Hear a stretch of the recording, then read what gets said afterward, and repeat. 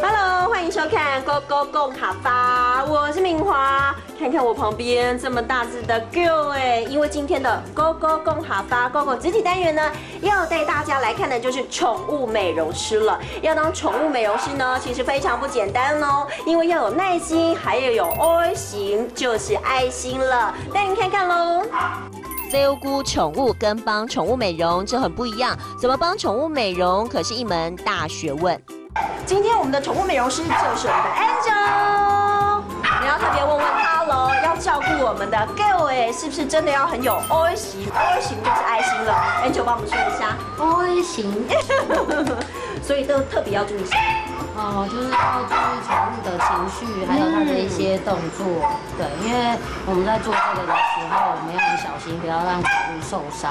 得要帮宠物清洗身体、修剪毛发、清清蜜拱，还要剪指甲，让宠物乖乖听话。这真的得要专业人士才能够办得到。每一只 girl 都有自己的个性哦，只是呢，要照顾就是照顾这些小狗，到底要注意什么呢？因为我常常觉得哦，你们都不怕被它们咬伤啊。其实小狗跟小朋友一样，你只要懂得安抚它的情绪，其实是最好的。觉得有时候是一个，然后跟它聊天，对不对？对，就是像在跟它聊天一样。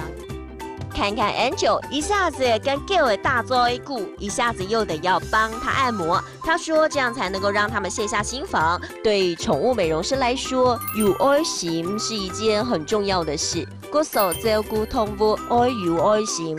你看，在我们宠物美容师 Angel 的照顾之下呢，我们的想想是不是很漂亮啊？Hello， 各位观众朋友们，今天呢，我们讲到的就是对于动物的照顾，一定要用全心的爱来呵护它，就像照顾家人一样。当然喽，我们要来认识今天学到的新的词。来看到第一个词，这个动词呢就是照顾，照顾，照顾。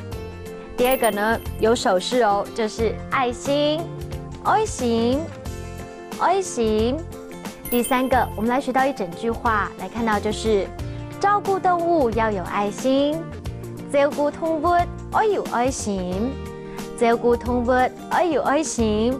记得哦，疼爱自己的毛小孩，就像是照顾家人一样，要用全心的爱。好，我们下次见喽，拜拜。